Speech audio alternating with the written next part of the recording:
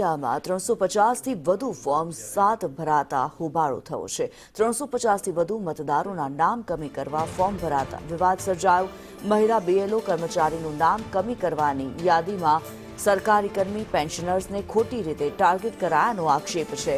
રોષે ભરાયેલા મતદારોની મામલતદાર કચેરીમાં રજૂઆત। સ્થાનિકોને હેરાન કરવાના પ્રયાસ સામે લેખિતમાં રજૂઆત કરવામાં આવી છે। ત્યારે અમરેલીથી જે સમાચાર આવી રહ્યા છે, વડિયામાં રહેતા અને સરકારી નોકરી કરતા મતદારો સામે ફોર્મ નંબર 7 ભરાતા હોબાળો થયો।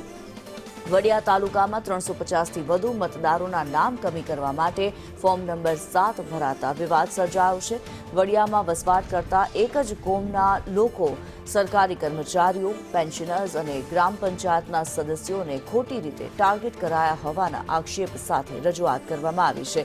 જે મહિલા કર્મચારી બીએલઓ તરીકે ફરજ બજાવે છે તેમનું નામ કમી કરવાની યાદીમાં બીએલઓ સહિત તેમના પરિજનો સરકારી નોકરી કરે છે તેમનું પણ નામ કમી કરવાની યાદીમાં છે। રોષે ભરાયેલા મતદારો મામલતદાર કચેરીએ પહોંચ્યા હતા અને રજૂઆત કરી હતી।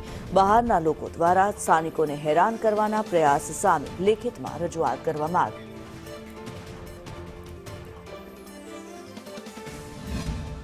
બાલાપરિયા અમારી અટક છે। બાલાપરિયા કુટુંબ અમારા 42 સભ્યો છે।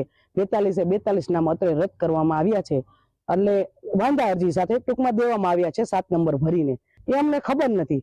તો સરકારશ્રીને એક મારી નમ્ર વિનંતી છે કે આવા વ્યક્તિઓ પોતે સ્વીકારતા નથી તો આ કારનામું કોને કર્યું હશે અને ક્યાંથી થયું હશે, તો પછી એની યોગ્ય તપાસ કરે, નિરપક્ષ નિર્ણય આપે